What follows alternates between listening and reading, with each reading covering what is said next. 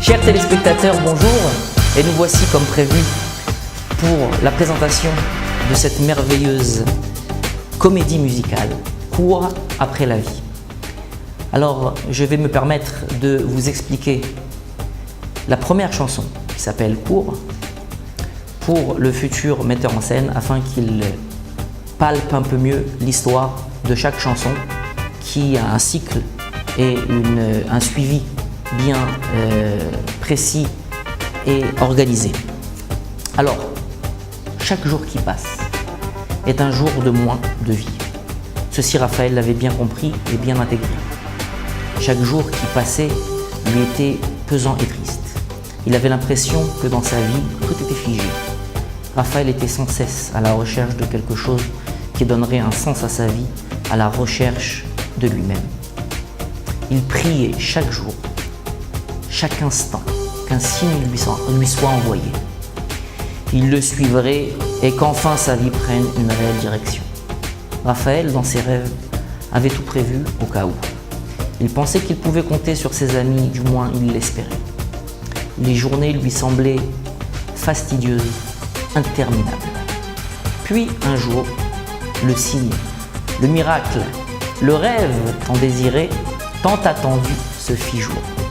Un signe, un appel d'outre-Atlantique. Raphaël reçut une proposition, une main tendue de Los Angeles.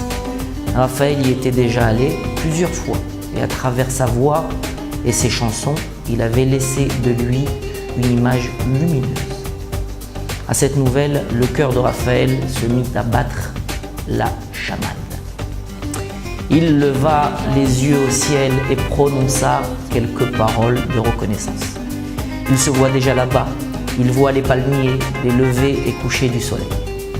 Enfin, la vie l'appelait.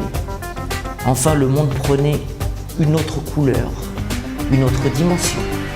Un sentiment d'être enfin utile dans la vie, un sentiment de bien-être l'envahit. Cependant, Raphaël savait que la vie réclame toujours son dû et que la contrepartie lui sera très difficile. Il prit alors conscience, au-delà de sa joie profonde et intense, qu'il devra accepter de faire des sacrifices. Il devra quitter ce qu'il aime le plus au monde et surtout, celle qui lui a donné la vie, celle qui était là quand il avait besoin de réconfort, celle qui lui a prodigué tant d'amour. Cette séparation lui sera pénible, comme vous pouvez l'entendre dans ma voix. Une décision s'imposait. Cependant, dans la vie, rien n'est irréversible, si ce n'est la mort. Tout au plus, quelques heures d'avion n'étaient pas un obstacle insurmontable. Le destin de tout un chacun doit s'accomplir. L'éloignement n'effaçait aucun sentiment pur, au contraire, l'augmentait. Depuis tant d'années, Raphaël se cherchait, essayait de se construire, tant bien que mal, se remettait souvent en question. Cette porte de la vie lui ouvrait, Raphaël l'avait tellement souhaité. La vie sans un grain de folie, s'appelle-t-elle la vie? Ne t'en es pas toujours un ami, et pourtant chaque jour je le prie de m'ouvrir la porte de la vie, la porte du monde et de l'envie.